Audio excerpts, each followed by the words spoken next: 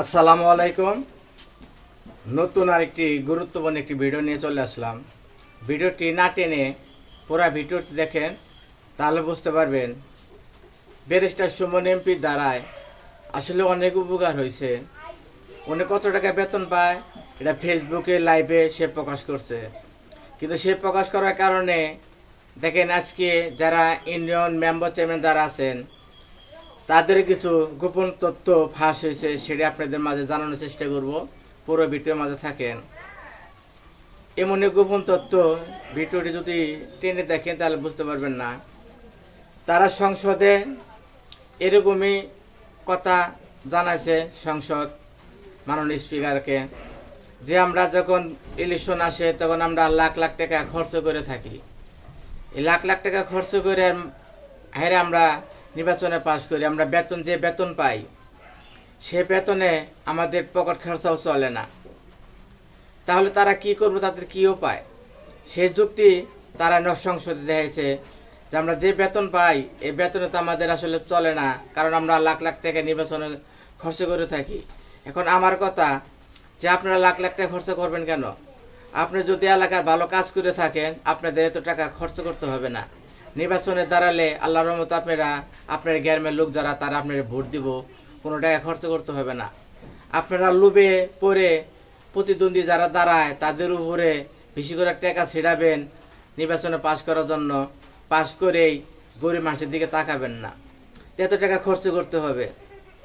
আজ টাকা না খরচ করতে চান তাহলে গরিব মানুষের পাশে দাঁড়াতে হবে।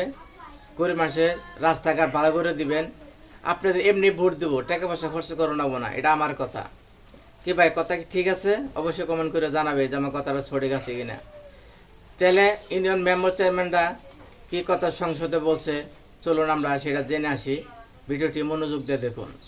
নির্বাচনে লাখ লাখ টাকা খরচ করে চেয়ারম্যান মেম্বাররা, তাই জয়ী বিভিন্ন প্রকল্প থেকে টাকা চুরি করতে হয় ইউনিয়ন পরিষদের সদস্যদের, এবং বেতন ভাতা না বাড়ালে ইউনিয়ন পরিষদের দুর্নীতি কমবে না কোনোভাবেই, এমন দাবির মুখেই প্রশাসক নিয়োগের বিধান রেখে সংসদে পাশ হয়েছে স্থানীয় সরকার ইউনিয়ন পরিষদ সংশোধন বিল 2024।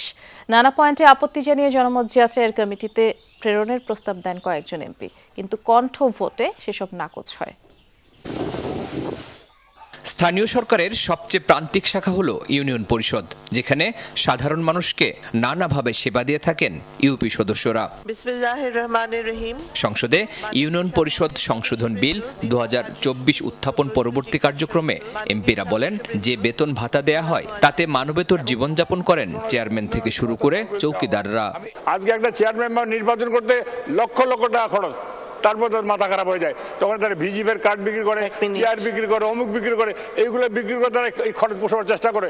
তাদের কি হয়, চেয়ারম্যান সাহেবরা চেয়েও তার সব লুটপাট উঠে গেল, কিন্তু খাইতে বাধ্য হয় আমাদের কর্মের জন্য। তাদের আয় না হলে চৌকিদার দফাদার চেয়ারম্যানের সম্মানী বেতন দেওয়া সম্ভব না। আমি বুঝি যে 6,000-9,000 টাকাটা এটা খুব বড় বেশি টাকা নয়। ইতিমধ্যে আলোচনা হয়েছে এবং মাননীয় প্রধানমন্ত্রী এই ব্যাপারে অত্যন্ত সদয়, এবং আমরা সময়ের ব্যবধানে চিন্তা ভাবনা করছি যে আপনার এই বিষয়টা যাতে নাকি বিবেচনায় নেওয়া যায়।